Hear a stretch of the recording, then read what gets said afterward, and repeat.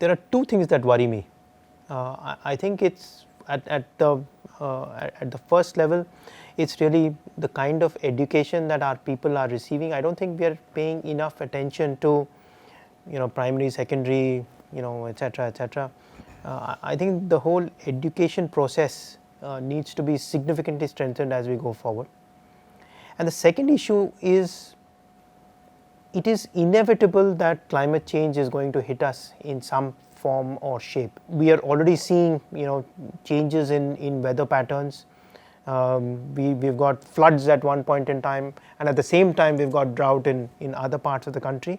And I think this unpredictability is only going to increase in the years to come. Its implications on the economy and therefore corporates and finally all of us is something that certainly worries me.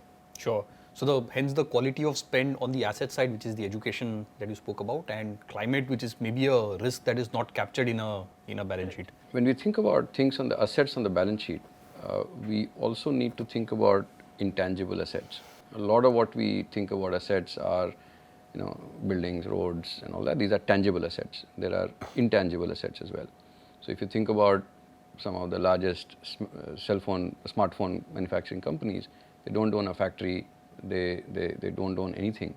They just have a brand and they have a product and they know the supply chain. So these are, since the 1990s in the US, investments into intangible assets have exceeded investments in tangible assets. And I think if we need to break out of the middle income trap, so the countries, we will, I think, most likely get into the middle income level. But to break out of the middle income trap, the few countries that have broken out have actually done so by investing significantly in intangible assets. So do more R&D, so build intellectual property, build brands, so that we are not just left assembling phones for someone, but there are Indian companies whose branded phones are selling outside. We are not just sort of helping large software companies build software, but there are Indian software companies selling outside.